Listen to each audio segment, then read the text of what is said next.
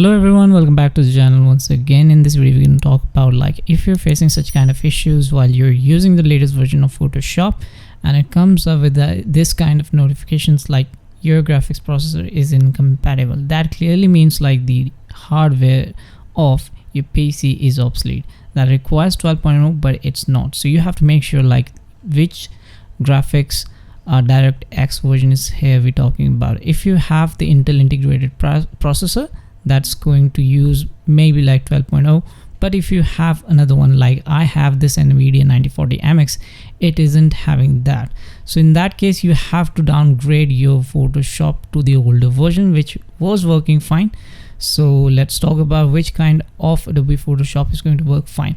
So in my case, my operating system is Windows 10, processor is Intel i5 7th generation, and this Adobe Photoshop working is fine.